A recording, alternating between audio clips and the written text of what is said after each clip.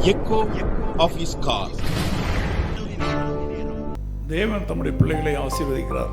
దేవుడు తన బిడ్డలను ఆశీర్వదిస్తాడు. உங்களையும் ஆசீர்வதிக்கிறார். మిమ్మల్ని ఆశీర్వదిస్తాడు. தேவன் தம்முடைய பிள்ளைகளை நேசிக்கிறார். దేవుడు తన పిల్లలను ప్రేమిస్తున్నాడు. அவர் உங்களையும் நேசிக்கிறார். ఆయన మిమ్మల్ని ప్రేమిస్తున్నాడు. ஆண்டவர் சிலவற்றை தம்முடைய பிள்ளைகளுக்கு கொடுக்கிறார். దేవుడు తన బిడ్డలకు కొన్ని విషయాలు ఇవ్వబోతున్నాడు. சிலவற்றை அவர் கொடுக்கிறதில்லை. కొన్ని అతను ఆయన ఇవ్వలేదు. சிலவற்றை விலக்குகிறார். కొన్ని విషయాలు దూరంగా ఉంటున్నాడు. எல்லாவற்றையும் கொடுப்பதும் இல்லை, అన్ని మనకి ఇవ్వడం లేదు. எல்லாவற்றையும் விலக்கி வைப்பதும் இல்லை, అన్నిటినీ దూరంగా ఉంచడం లేదు. உங்களுக்கு ஆண்டவர் இன்றைக்கு சில ஆசீர்வாதங்களை கொடுக்கிறார். దేవుడు మీకు ఈ దినానికి కొన్ని ఆశీర్వాదాలు. நீங்கள் அதை விசுவாசத்தோடு ஏற்றுக்கொண்டால் உங்களுக்கு நன்மை உண்டாகும். అది మీరు విశ్వాసంతో అంగీకరించినది అది మీకు మేలుగా ఉంటుంది.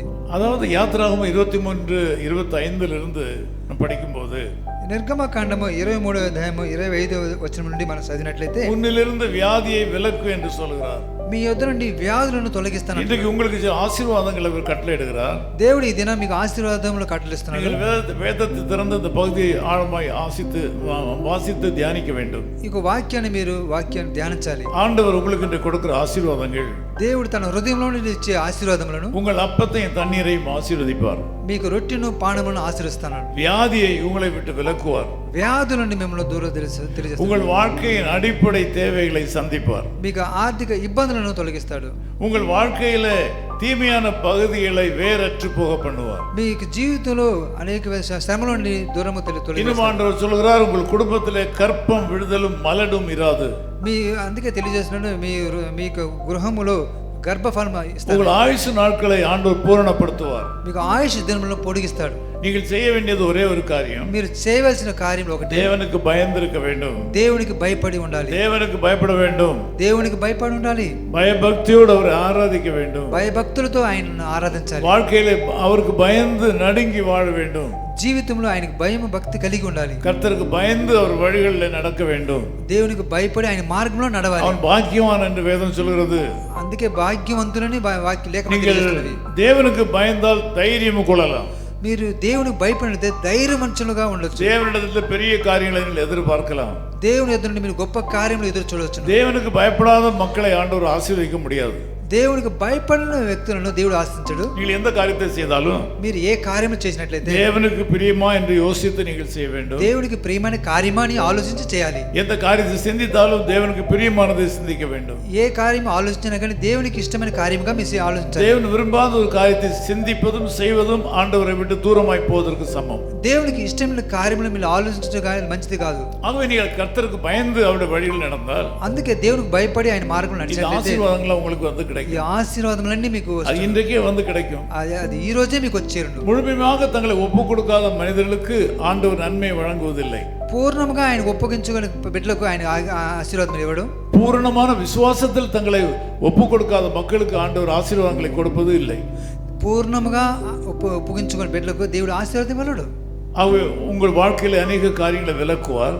మీ యొక్క జీవితంలో నుండి గొప్ప కార్యముల నుండి நன்மையான ஆசீர்வாதங்களை கொடுப்பார். మేలైన ఆశీర్వాదం మీకు ఇస్తాడు. உங்களுக்கு எது சரிப்படாதோ அவற்றையெல்லாம் விலக்கி விடுவார். మీ హృదయానికి ఏమి గోచరు కాదో అది తీసివేయండి. நீங்கள் சோர்ந்து போக வேண்டிய அவசியம் இல்லை. మీరు అవస్థ పడవలసిన అవసరం లేదు. நீங்கள் தைரியமா இருக்கலாம். ధైర్యంగా ఉండండి. உங்கள் வாழ்க்கையில் அற்புதங்கள் நிகழும். మీ జీవితంలో అద్భుతం జరుగును. நான் உங்களோடு கூட ஜெபம் பண்ண விரும்புகிறேன்.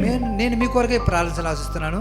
அதி சுந்தர நிறை கொண்டுயர் அருள் மோக்ஷ தீவன், அதி சுந்தர நிறை கொண்டுயர் அருள் மோக்ஷ தீவன், கதி உம்பர்கள் தொழும் இங்கித கருணை பிரதாபன், கதி உம்பர்கள் தொழும் இங்கித கருணை பிரதாபன், துதி தங்கிய பரமண்டல சுவிசேஷகநாமம்,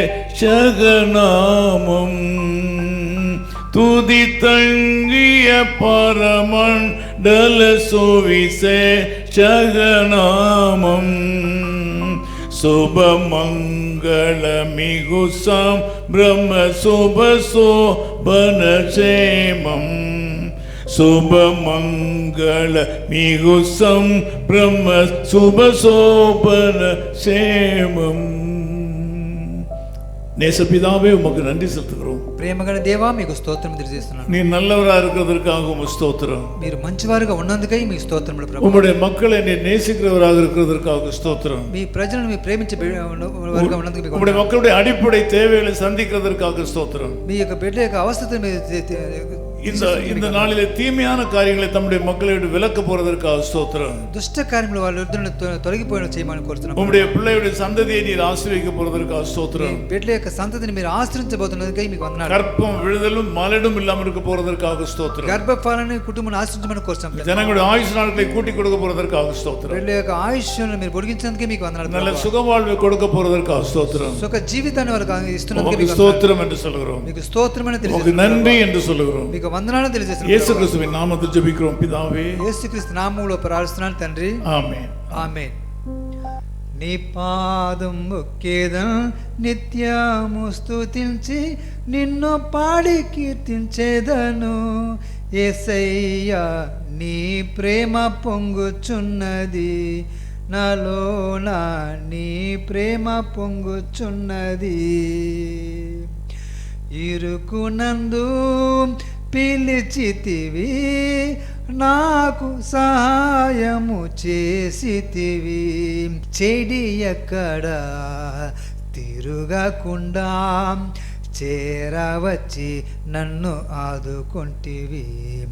నీ పాదం మ్రొక్కేదన్ నిత్యము స్తుతించి నిన్ను పాడి కీర్తించేదను. యేసయ్యా నీ ప్రేమ పొంగుచున్నది నాలోన నీ ప్రేమ పొంగుచున్నది.